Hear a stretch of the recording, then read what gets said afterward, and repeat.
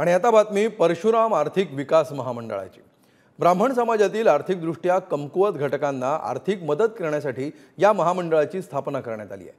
मात्र एका महामंडळाला मिळणाऱ्या निधीवरून मोठा वाद निर्माण होण्याची आता शक्यता आहे।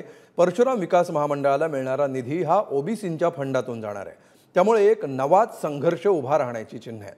बघूया याबाबतचा एक रिपोर्ट।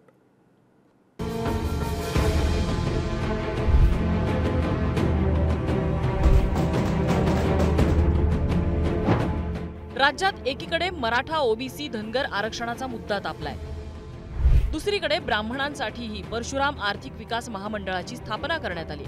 या माध्यमातून ब्राह्मण समाजातील आर्थिकदृष्ट्या कमकुवत घटकातल्या तरुणांना व्यावसायिक मदत केली जाणार आहे। मुख्यमंत्री एकनाथ शिंदे आणि उपमुख्यमंत्री देवेंद्र फडणवीस यांच्या उपस्थितीत 14 डिसेंबर 2023 रोजी नागपुरात बैठक झाली होती। यात समस्त ब्राह्मण समाज संघर्ष समितीच्या प्रलंबित मागण्यांवर चर्चा झाली। या समितीची प्रमुख मागणी परशुराम आर्थिक विकास महामंडळ स्थापण्याची होती। यासोबतच ब्राह्मण समाजातल्या आर्थिक मागास घटकांसाठी 500 कोटींची तरतूद करा, ब्राह्मण समाजातल्या विद्यार्थ्यांसाठी प्रत्येक जिल्ह्यात वसतिगृह उभारा, पुरोहितांना मासिक 5000 रुपये मानधन द्या आणि त्यांची विविध मंदिरात नियुक्ती करा, ब्राह्मण समाजातल्या विद्यार्थ्यांना सर्व शिक्षण मोफत करण्यात यावं, अशाही अनेक मागण्या यावेळी करण्यात आल्या होत्या। सरकार ज्या वेळेला ब्राह्मण समाजाला याच्यामध्ये समाविष्ट करतील त्यावेळेला त्याच्याकरता बजेट वाढवून देतील आणि या पद्धतीच्या पूर्वी मुख्यमंत्री उपमुख्यमंत्र्यांनी याच्याकरता आश्वासन दिलेलं आहे। आणि आता दोन शक्ती एकत्र आले, ब्राह्मण आणि ओबीसी वर्गाचे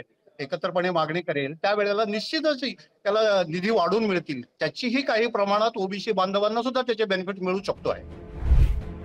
परशुराम आर्थिक विकास महामंडळ स्थापन करण्याचा निर्णय मात्र वादात ठरण्याची चिन्ह आहे, कारण परशुराम आर्थिक विकास महामंडळासाठी ओबीसी मंत्रालयातून निधी वितरित केला जाणार आहे, त्यामुळे यावर ओबीसी संघटनांचा आक्षेप आहे। सामाजिक न्याय विभागातून 2016 रोजी वेगळं ओबीसी मंत्रालय स्थापन करण्यात आलं। ओबीसी, व्हीजेएनटी आणि एसबीसी यांचा यामध्ये समावेश करण्यात आला।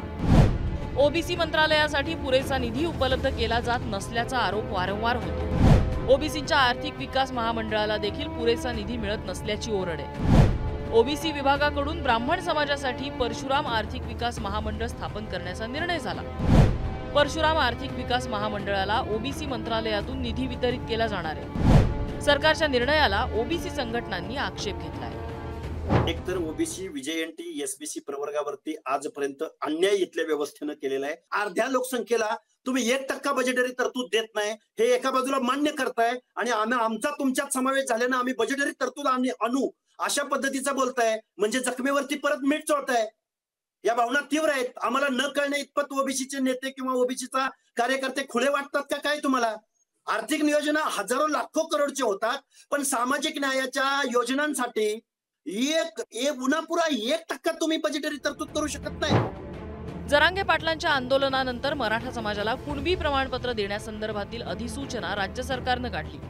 ओबीसी समाजाला मिळणाऱ्या सुविधा आता मराठा समाजाला देण्यात येणार असल्याचं मुख्यमंत्री एकनाथ शिंदेंनी म्हटलं होतं। यावरून छगन भुजबळांनी ब्राह्मण समाजालाही आरक्षण द्या अशी उपरोधिक टीका केली होती। ओबीसीला मिळणाऱ्या सगळ्या सुविधा ज्या आहेत ह्या मराठा समाजाला द्यायच्या, म्हणजे मराठा समाजाला आरक्षण नाही मिळालं तरी त्यांना ओबीसीच्या सगळ्या सवलती द्यायच्या। मग ब्राह्मणांना द्या, जैनांना द्या, लिंगायत समाज सगळ्यांना द्या ना, मला आनंद आहे। गोर गरिबांना जर सवलती मिळत असतील सगळ्यांनाच देऊन टाका, फक्त मराठा समाजाला का? ब्राह्मण जातीतील आर्थिकदृष्ट्या कमकुवत तरुणांसाठी परशुराम आर्थिक विकास महामंडळ स्थापन करण्याचं योग्यच आहे। या निर्णयाला कुणाची हरकत असण्याचं काहीच कारण नाही। मात्र परशुराम आर्थिक विकास महामंडळासाठी स्वतंत्र निधीची तरतूद करणं अपेक्षित आहे। ओबीसींसाठी असलेल्या मंत्रालयातून त्यांना निधी दिला जावा, यावरती आक्षेप साहजिकच घेतला जाऊ शकतो। दीपक आहेर आणि सूरज बोरावकेसह ब्युरो रिपोर्ट, पुढारी न्यूज।